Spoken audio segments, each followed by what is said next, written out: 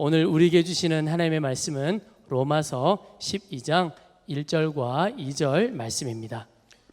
형제 자매 여러분, 그러므로 나는 하나님의 자비하심을 힘입어 여러분에게 권합니다. 여러분의 몸을 하나님께서 기뻐하실 거룩한 산 제물로 드리십시오.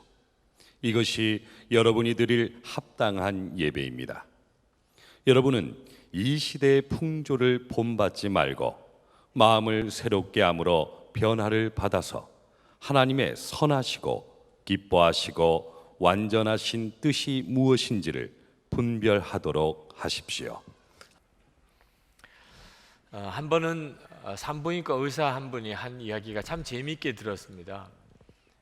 이분이 어느 산모를 이제 아이를 출산을 돕게 되는데 자연분만하기는 어려운 분이라 수술을 해야 했습니다.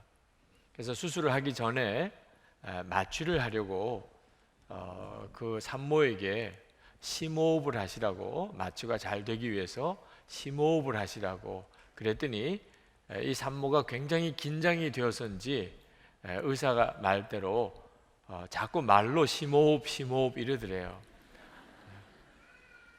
옆에 있는 간호사는 아주 우스워 죽으려고 그러고 의사도 얼마나 긴장하면 그랬겠나 싶은 생각이 들었지만 그 이야기를 들으면서 저는 우리 요즘의 기독교인들 생각이 났습니다.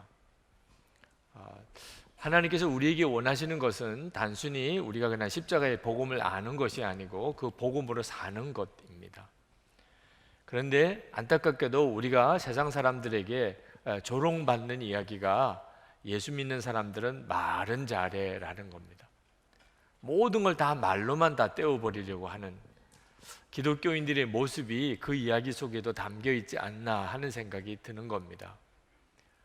여러분, 이 로마서 12장부터 앞으로 끝까지는 사도 바울이 바로 이 이야기를 하는 겁니다.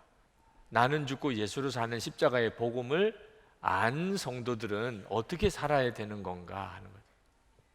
이제 삶에 대한 문제를 다루고 있습니다. 빌립보서 1장 27절에 보면 오직 너희는 그리스도 복음에 합당하게 생활하라. 복음에 합당하게 사는 것, 이것이 진짜 복음을 아는 사람이죠. 근데 사도 바울은 이제부터 하려고 하는 모든 말씀의 아주 핵심을 오늘 우리에게 말씀하고 있습니다. 그래서 오늘은 요 두 절만 가지고 설교를 하려고 하는 겁니다. 1절에 보면 여러분의 몸을 하나님께서 기뻐하실 거룩한 산 제물로 드리십시오. 이 말씀은 우리의 몸을 하나님께 바치라는 겁니다. 하나님의 것으로 여기라는 거죠. 그러면서 사도 바울은 바로 이것이 진정한 예배라고 말합니다.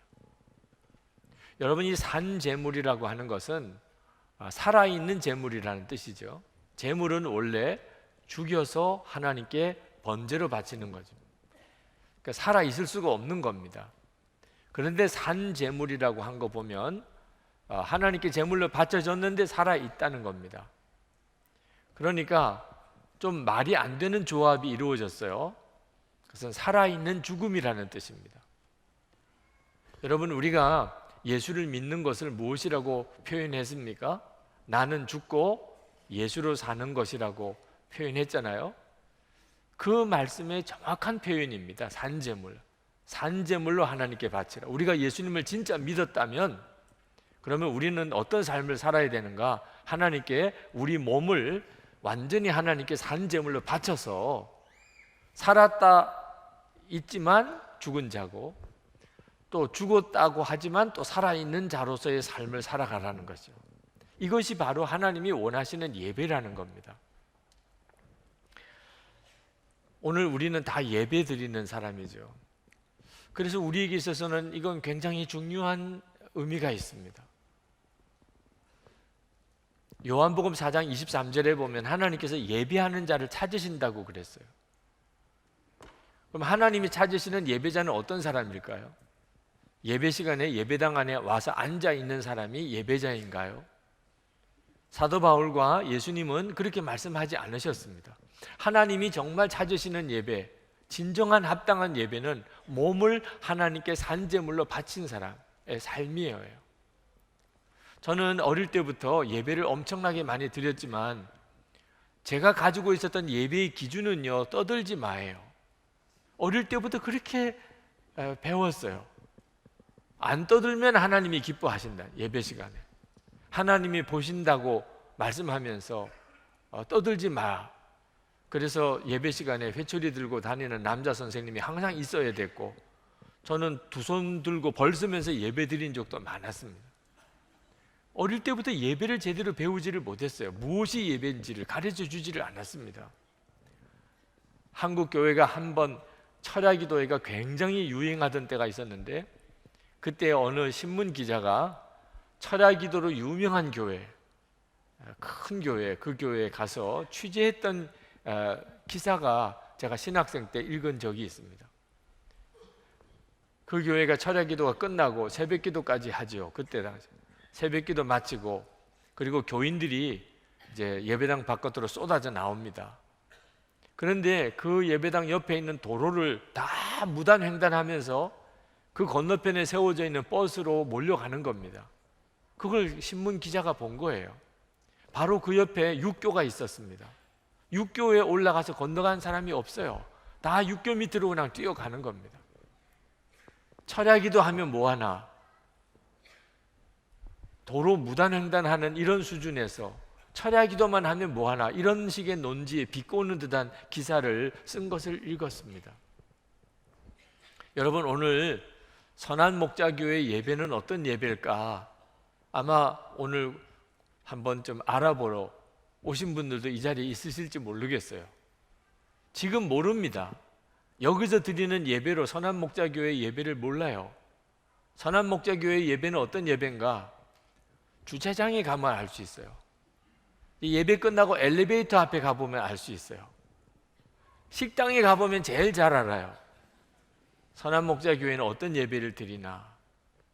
몸을 하나님께 산제물로 바친 바로 그것이 바로 하나님이 그렇게 기뻐 받으시는 합당한 예배라고 하는 것입니다. 여러분은 여러분의 삶이 하나님께 그렇게 합당하게 드려지는 예배입니까? 우리 몸을 하나님께 이렇게 산제물로 바치라는 말씀을 들으면 부담되시는 분들이 있으실 거예요. 저도 이 설교를 준비하면서 성도들이 이 말씀을 달게 받기가 쉽지 않겠다는 마음 때문에 말씀 준비하는데 굉장한 마음의 심적인 부담이 있었습니다. 그런데 이 말씀을 가만히 읽어보면 이 말씀의 주제는 우리가 하나님께 우리 몸을 산 제물로 바치느냐 안 바치느냐고 하는 게 아니라는 걸 알게 돼요. 절대로 그런 말씀이 아닙니다. 어떤 사람은 하나님에게 몸을 산 제물로 바쳤고 어떤 사람은 안 바치고, 그런 말씀은 아닙니다. 오늘 이 말씀의 주제는 어디에다가 우리 몸을 바치느냐고 하는 거예요. 하나님에게 바치느냐 세상에다가 바치느냐.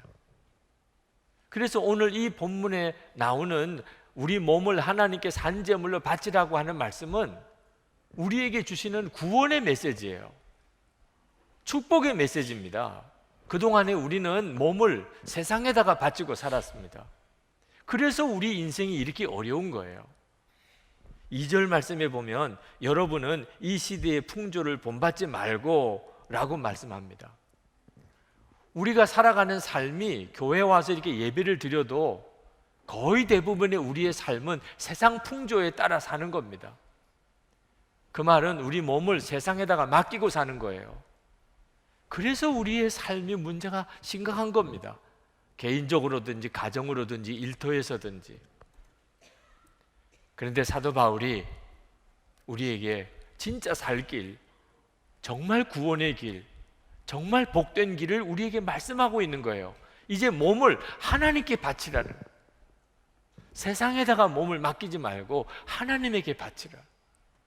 그러면 너가 살 것이라, 가정이 살 것이라, 너의 인생이 달라지게 될 것이라고 말씀하고 있는 것입니다.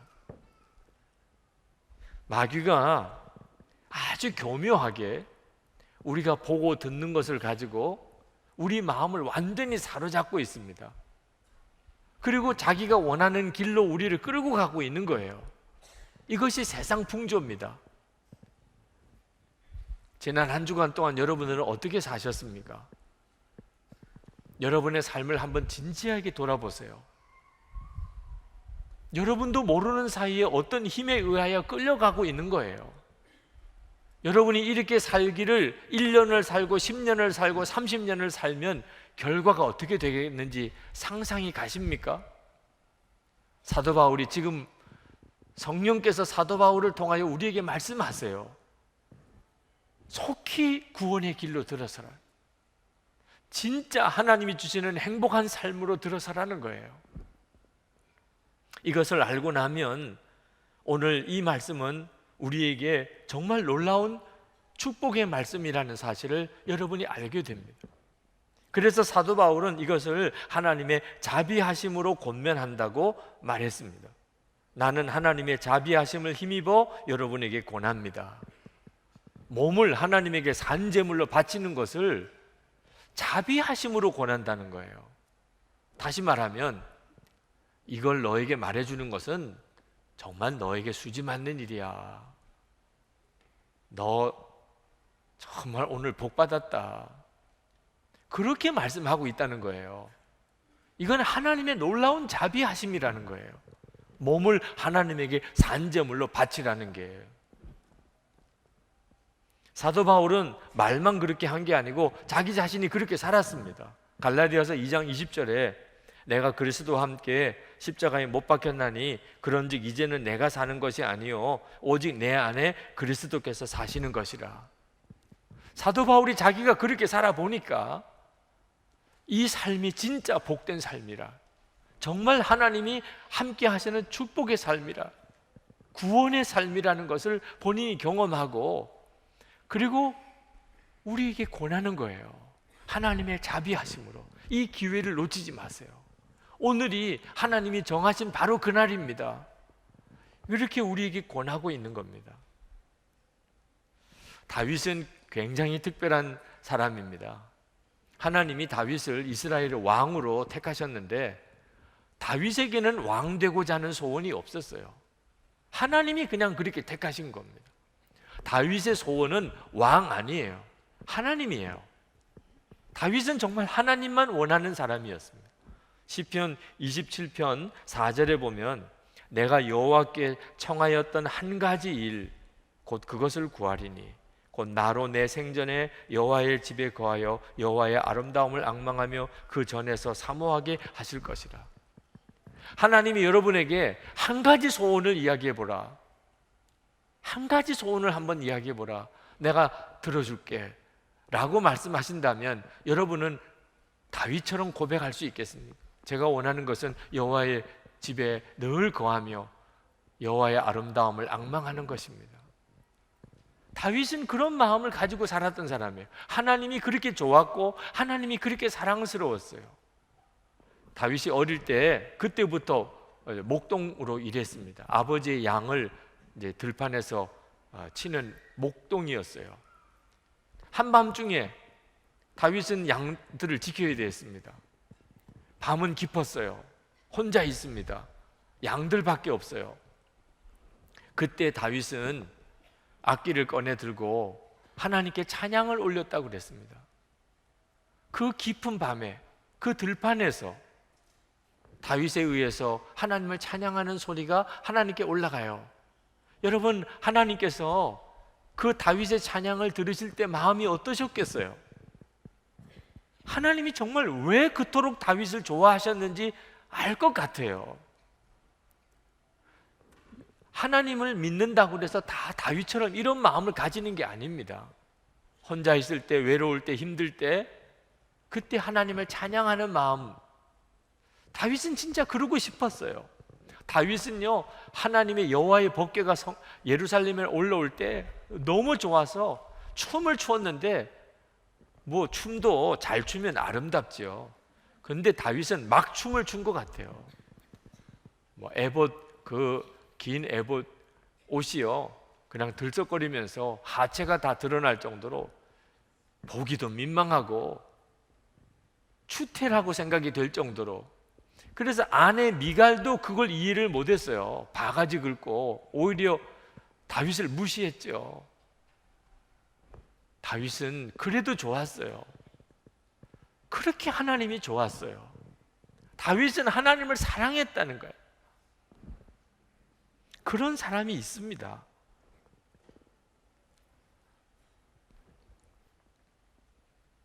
하나님을 사랑하게 되면 몸을 하나님께 산제물로 드리는 게 기쁨이에요. 그건 원하는 거예요. 그럴 수 있게 된 것이 감사해요. 그럴 수 없으면 안타까워요. 몸을 하나님께 산제물로 바치는 것이 기쁨이고 감사인 사람이 있어요. 다 부담스러운 것만 아닙니다. 다윗과 같은 하나님의 사람들은 다 그랬어요. 제가 어제 결혼식 주례를 했습니다. 많은 사람들이 축복해주고 축하하고 신랑 신부가 기뻐하고 잔치지요. 결혼식 잔치. 그런데 이 결혼식을 가만히 보면 말입니다, 사랑을 빼면 무서운 거예요. 한 남자가 한 여자에게 자기 인생을 다 맡겨요. 한 여자가 한 남자에게 자기 인생을 다 맡겨요. 이건 얼마나 무모한 일입니까? 사랑이 없다면 결혼 예식은요, 사실은 굉장히 부담되는 일이고, 그리고 사실 좀 두려운 일이에요. 사랑하니까, 서로 사랑하니까 그렇게 서로 맺어져서 부부가 되어 살게 되는 것을 다들 기뻐하고 축복하고 그 사람들을 부러워하는 거죠. 하나님과 우리 사이도 마찬가지예요. 우리 몸을 하나님께 산제물로 바친다는 것이 부담스러운 사람은 그 자체가 힘들어서가 아닙니다. 사랑이 빠져 있는 거예요. 하나님을 믿는지는 모르지만 사랑하지는 않아요. 사랑하지 않으니까 하나님께 내 몸을 산제물로 바치는 것이 부담스러운 거예요.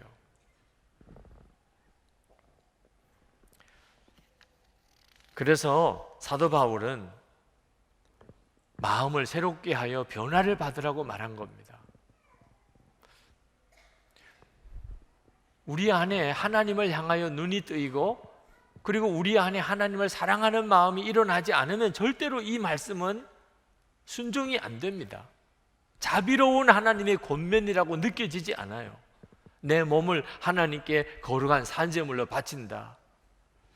하나님을 향한 마음이 달라질 때, 그러면 이것은요, 축복이에요. 내가 원하는 소원이에요. 이건 구원이라는 걸 알게 돼요. 이건 하나님이 나에게 주신 선물이에요. 특권이에요.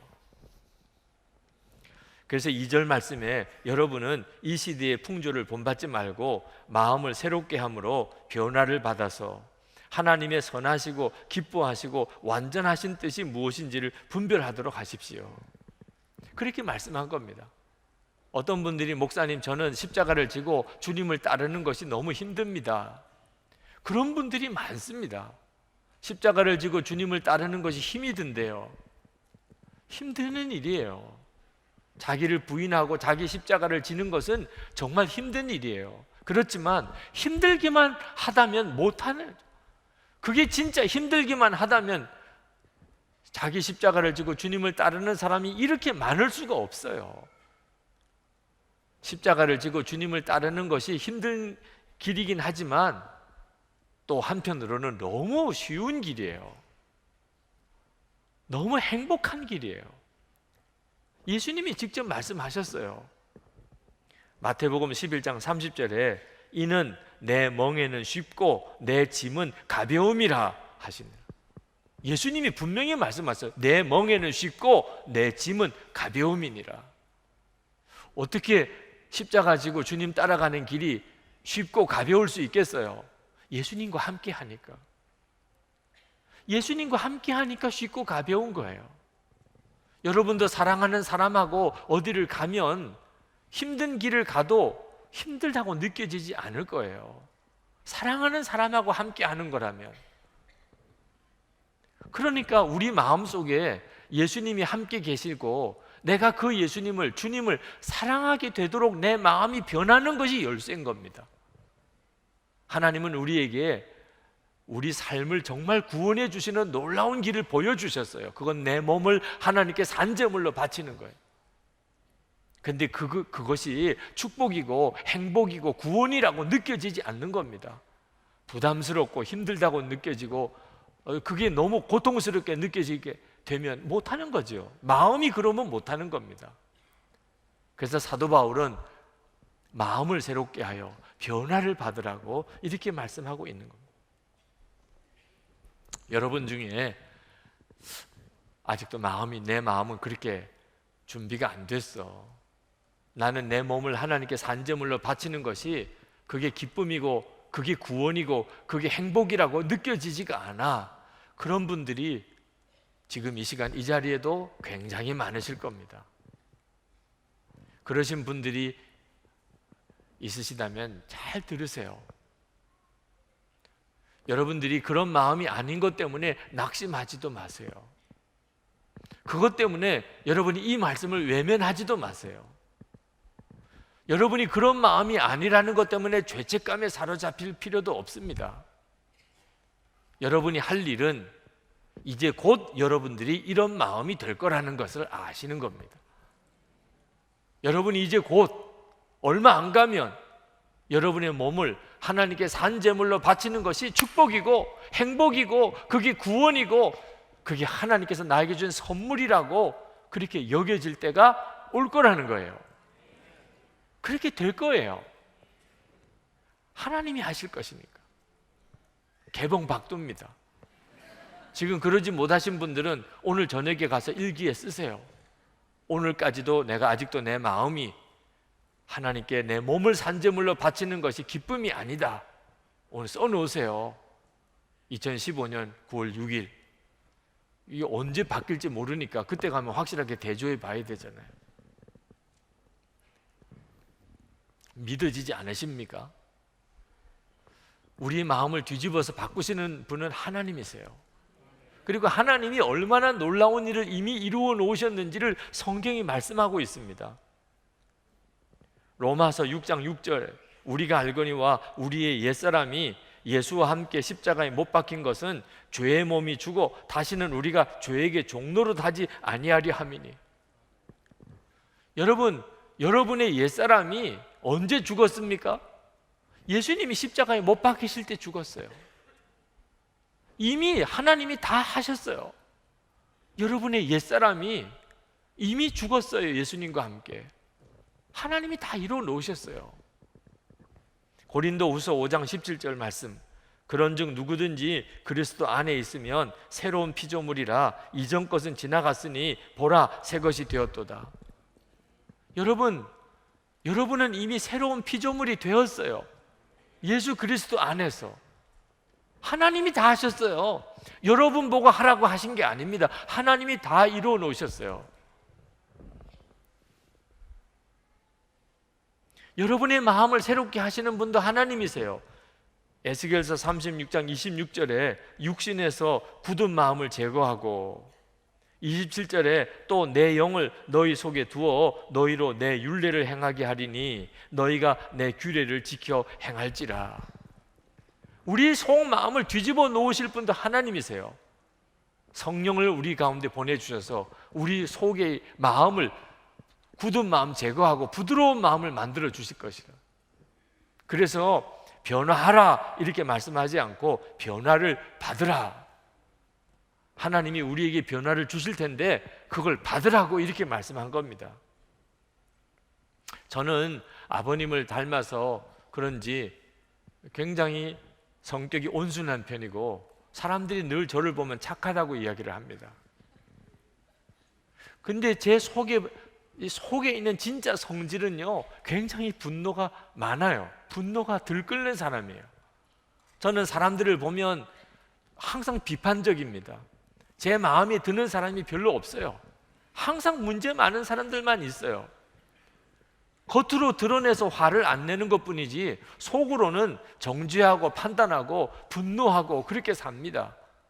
나는 그렇게 살지 말아야지 그러면서 제가 반듯하게 살아보려고 애를 쓰니까 사람들은 다 저를 보고 믿음이 좋다고들 이야기하지만 하나님의 은혜하고는 너무나 거리가 먼 거죠. 근데 1984년에 제가 회심을 체험할 때 하나님께서 저에게 제 죄의 실상을 보게 하셨어요. 제 죄의 실상을, 제가 어떤 죄인인가를 그날 하나님이 보게 하셨다고. 그리고 속주의 은혜가 저에게 비로소 무엇인지를 깨닫게 하셨어요. 하나님이 저를 사랑하시는 게 뭔지를 알게 하셨어요. 그리고 완전히 바꿔졌어요. 사람을 보는 눈도 달라지고 저를 보는 눈도 달라지고. 하나님께서 한번 마음을 터치하기 시작하시니까 삶이 완전히 달라져 버렸어요. 저는 목사가 되고 난 다음에 마음의 소원이 어떻든지 큰 교회에 담임 목사가 되어서 교회를 성장 부흥시켜 가지고 성공해야 되겠다, 그런 마음이 있었어요. 겉으로 드러내려고 말은 안 하지만 이왕 목사가 됐으니 큰 교회로 교회를 좀 부흥 성장시키고 목회에서 성공을 해야 되겠다, 그런 마음이 제 속에서 해결되지 않게 끊임없이 제 속에서 이글거리고 있었어요. 그런데 하나님께서 하루는 저에게 예수님의 십자가 앞에 서는 환상과 같은 체험을 주셨어요. 골고다 산에 예수님 십자가에 못 박히신 모습, 손과 발에 못이 박히고 가시 면류관을 쓰시고 옆구리에 창에 찔려 피를 쏟으시는 그 주님의 모습을 보면서 완전히 꼬꾸라졌어요. 그냥 울기밖에 할 게 없어요.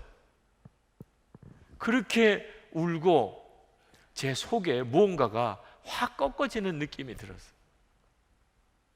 성공해야 되겠다. 목사가 되었어도 목사로서 성공해야 되겠다. 그런 성공에 대한 갈망, 야망이 꺾어진 거예요. 주님의 십자가를 진짜 바라보고 나니까 하나님의 사랑이 얼마나 놀라운지 그걸 알고 나니까 더 이상 무슨 성공해야 되겠다, 내가 큰 교회를 이루어야 되겠다, 그런 마음이 없어져 버렸어요. 마음의 소원은 그냥 주님 한 분 더 알고 싶은, 주님과 온전히 하나 되고 싶은 마음 하나밖에 없어요. 하나님이 하시니까 되더라고요. 그건 전적으로 하나님이 하신 거죠. 사람의 마음을 완전히 뒤바꿔 주실 분은 하나님이세요. 하나님이 그렇게 하세요. 이 일이 여러분에게 아직까지 실제로 경험되지 않았다고 한다면 제가 예언할게요. 여러분에게도 그런 일이 일어납니다. 그러나 여러분, 하나님이 여러분의 마음도 바꾸신다고 그래서 그냥 가만히 있는데 늘 세상만 바라보고 무슨 음식하는 텔레비 프로그램만 쳐다보고 운동 경기만 바라보고 그렇게 그냥 한 주간 내내 세상만 바라보고 사는데 주님이 여러분의 마음을 바꾸실 수는 없는 거예요. 여러분이 할 일이 있는 거예요. 여러분이 정말 여러분의 마음을 주님께 열고 예수님을 정말 여러분의 마음에 영접하고 그분이 왕이심을 여러분이 진짜 믿고 고백하며 나가는 것은 그건 전적으로 여러분이 해야 하는 일이에요. 요한계시록 3장 20절에 볼지어다 내가 문 밖에 서서 두드리노니 누구든지 내 음성을 듣고 문을 열면 내가 그에게로 들어가 그와 더불어 먹고 그는 나와 더불어 먹으리라. 문은 주님이 열어주시지 않아요. 여러분이 여는 거예요. 여러분의 한 주간 동안의 삶이 주님께 마음의 문을 연 건지 아닌지는 여러분이 아는 거예요. 예수님 정말 제 마음에 오셔요. 제가 정말 기쁨으로 영접합니다. 왕이 되어주세요. 여러분이 진심으로 그 사실을 믿음으로 고백하고 또 갈망하면 반드시 여러분에게 분별력이 생깁니다.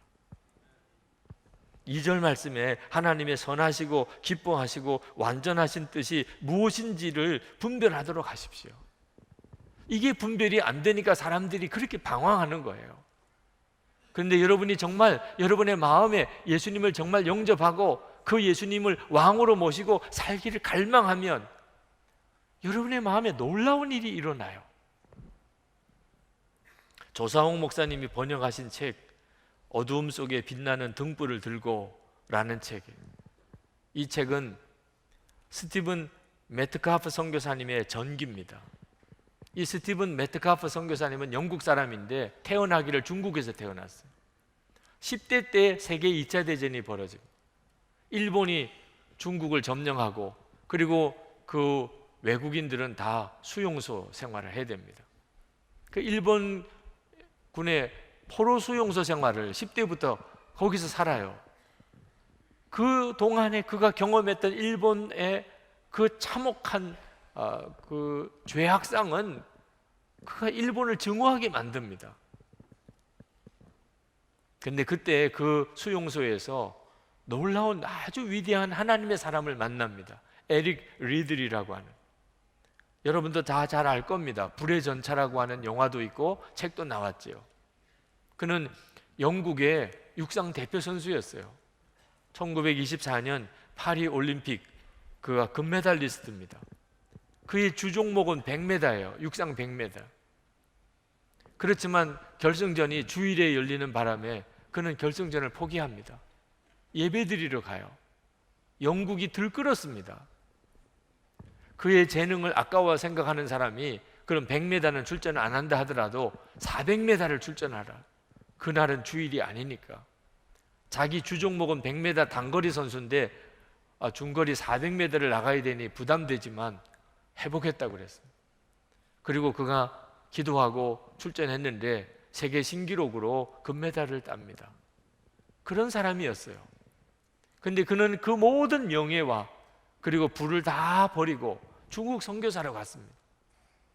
그리고 세계 2차 대전을 맞이하고 그가 그 수용소에 그도 끌려 들어간 거예요. 수용소에 있는 사람들과 함께 성경 공부를 하는데 이 스티븐 메트카프라고 하는 이 아이가 그 에릭 리들 선교사님의 성경 공부에 같이 참여하게 됐습니다. 그런데 문제가 생겼어요. 원수를 사랑하라는 거예요. 성경을 읽어보니까 원수를 사랑하라는, 그에게 있어서의 원수는 일본입니다. 자기를 일으켜오고 우리 가족들을 이렇게 힘들게 하고 그리고 그렇게 무서운 죄를 짓고 있는 그들을 사랑할 수가 없는 거예요. 이건 말도 안 된다고, 도무지 이렇게 할 수 없다고. 그러는 이 스티븐 메트카프에게 에릭 리들 선교사님이 기도를 해보라. 너가 사랑할 수 있다 없다 말하지 말고 일본을 위해서 한번 기도를 해보라. 기도도 하기 싫지만 그것도 못한다고 할 수는 없어서 스티븐 메트카프가 기도를 합니다. 일본을 위해서 기도를 해요. 그리고 속이 뒤집어지는 거예요. 속이 뒤집어지니까 그가 일본 선교사로 간 거예요. 우리의 속을 뒤집고 우리의 삶을 바꾸실 수 있는 분은 전적으로 주님이시지만 우리가 주님께 우리의 마음을 열고 그리고 정말 주님을 왕으로 내가 모시고 그것을 고백하고 나아가는 일은 우리가 해야 하는 것입니다. 그리고 여러분이 경험하게 됩니다. 주님은 내 속을 바꾸신다는 것. 그리고 비로소 눈이 뜨인다는 것. 내 몸을 하나님께 산제물로 바치는 것이 그것이 진짜 내가 살 길이구나. 내가 왜 그걸 몰랐을까? 내가 정말 바보같이 살았구나 하는 걸 깨닫게 됩니다. 참 은혜로운 세례 간증문을 제가 읽은 적이 있습니다. 그분이 이렇게 썼어요. 왕국이 있었습니다. 지혜롭고 전능하신 힘을 가진 왕이 다스리고 있었습니다. 그 왕국의 성곽을 지키는 장수 중에 무술이 뛰어나고 지혜와 능력을 갖춘 사람이 있었습니다. 자신의 능력과 지혜에 감사할 줄 알았고 주어진 일에 항상 성실했고 행복한 가정을 이루며 살았습니다. 어느 날 왕으로부터 부름을 받았습니다. 왕 앞에서 충성을 맹세한 다음 적으로부터 왕국을 지키라는 명령을 받았습니다. 그런데 왕은 그에게 칼을 버리라고 하셨습니다. 갑옷을 벗으라고 하셨습니다. 성곽 바깥으로 나가 적을 물리치되 주어진 권세를 쓰지 말고 무기를 사용하지 말고 다만 사랑으로 적을 물리치라 하였습니다. 자신의 권세와 무기와 힘과 능력과 지혜로 쉽게 적을 물리칠 수 있건만 이를 사용하지 말고 단지 사랑으로 적을 승복시키라 하십니다. 저는 성령을 의지합니다. 선으로 악을 이기라, 핍박하는 자를 위해 기도하라 하는 말씀에 순종하는 것은 고통이 따르는 일이지만 저는 하나님의 군병으로 하나님의 명령에 승복하겠습니다. 이분은 진짜 예수를 믿은 사람이에요. 예수를 믿은 것은 이렇게 마음이 뒤바뀐 거예요.